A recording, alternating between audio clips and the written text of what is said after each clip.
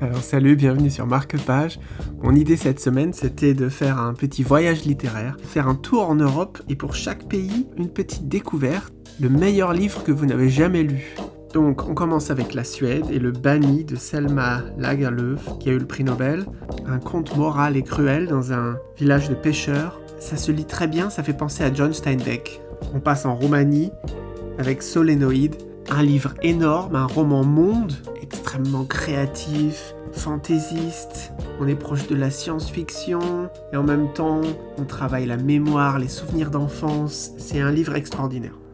Au Danemark, on va lire Enfance. C'est une trilogie autobiographique, ça c'est le premier tome. À Copenhague, au début du siècle, la vie dans la pauvreté. En Albanie, on lira Enfin libre de Léa Hippi. Ses souvenirs de la guerre civile en Albanie au début des années 90. Une première partie très drôle et tendre, et ensuite la violence et la terreur. Lilas Rouge, c'est une magnifique saga familiale sur plusieurs générations. Ça commence au milieu de la Deuxième Guerre mondiale, dans les campagnes autrichiennes, et il va y avoir un traumatisme dans la famille, des non-dits. Une très belle histoire. Les Dévastés de Dimova. Violence et politique. Le cul de Judas de Antonio Lobo Antunes. Extraordinaire.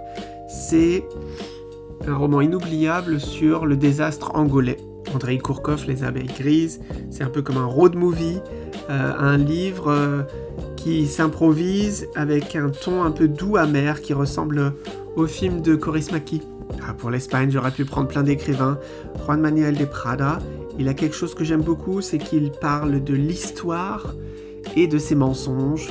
Ça peut faire penser à Javier Cercas.